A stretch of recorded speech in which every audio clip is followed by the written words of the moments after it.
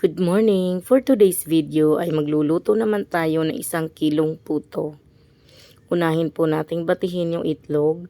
4 na pirasong itlog lang ang ilalagay ko ngayon, pero kung gusto nyo pong magdagdag ay pwede po kayong magdagdag. Pwede rin pong walang itlog, depende po sa kailangan nyo. Yun, batihin muna natin yung itlog. Yung listahan po ng kumpletong recipe ilalagay ko na lang sa description ng video. Yun, nilagay natin yung sugar. Para po sa mga kumpletong ingredients, ilalagay ko sa description ng upload ko na to ang mga kumpletong ingredients. Yan, maglagay tayo ng melted margarine. Pwede mo po yan i-replace ng melted butter o kaya naman po is coconut oil. Or pwede rin kahit anong klaseng oil na pangluto. Huwag lang yung pag yung hindi kasi branded, minsan hindi masarap yung ganong oil. So, vegetable oil pwede rin. Yan, haluin muna natin itong mga dry ingredients. Nagdagdag na rin po ako dyan ng tubig.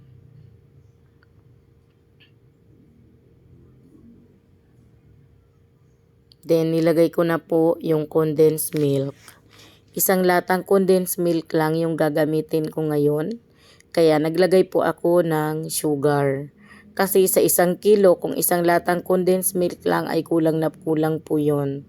Ngayon naman, nilalagay natin yung flour. Hindi pa po yan nasala kasi yung mixture na lang ang sasalain natin mamaya.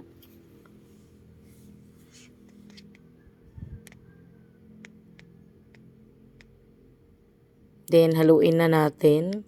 Medyo po matagal-tagal haluin kapag 1 kilo. Kaya, minsan nagkakaroon talaga ng buo-buo. Yung buo-buo po kasi sa puto, hindi po yun naluluto kahit i-steam. Kaya, kailangan maganda talaga yung mixture mo. So, naglalagay naman ako ng baking powder. Sa baking powder po, 1:1 ako. Sa 1 cup ng all-purpose flour, ay 1 tablespoon ng baking powder. Sa nagwo-worry po kung mapait, hindi po yan mapait. Proven and tested ko na po, basta kalumit ang gamit mo ay hindi ka po dyan makakaramdam ng kahit anong pait. So medyo struggle lang sa paghahalo kapag ganito. I think kulang pa ito ng tubig, magdagdag tayo.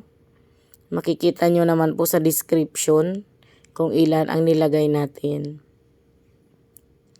Napaka-perfect ng recipe na to ng 1 kilo puto cheese na pwede pong pamerienda ng pamilya, pwede po pag may okasyon at pwede pong pagkakitaan at ibenta.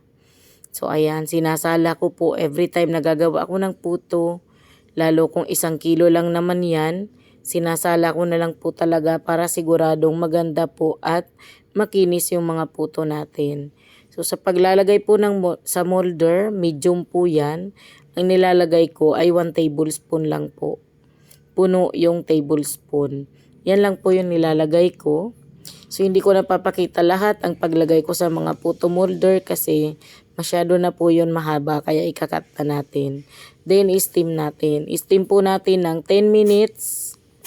After 10 minutes ay ilalagay natin yung cheese. Di ko po isinasabay kasi kapag isabay po natin yung cheese ay mamimelt siya. Depende po sa brand ng cheese. May mga brand naman ng cheese na hindi po siya namimelt kaya pwede mo nang isabay. So yun. 2 patong ng steamer ginamit po natin. So di naman po siya nasisira kahit 2 patong yung gamit natin. Matagal po kasi masyado pag isa-isa lang. Then meron ako ditong bilao, nilagyan ko lang ng foil. Kasi po ito po ay order sa akin na 100 pieces na po to. So sa 1 kilo po, 100 to 110 ang magagawa natin. Minsan nga po umaabot pa ng 120 or more kapag 1 tablespoon lang per medium molder yung ilalagay natin. Yan. Sa paglatag naman po sa bilao ng mga puto, depende na po yon kung saan ka po mas mapapadali. Kung ano po yung gamay mo. Ako po ganito lang po ako maglatag ng puto. So ayan na. Pagkatapos ng mahigit 1 oras ay tapos na lahat. ang pag-steam ng isang bilaong puto. 1 kilo po yan. So, yun lang. Thank you so much.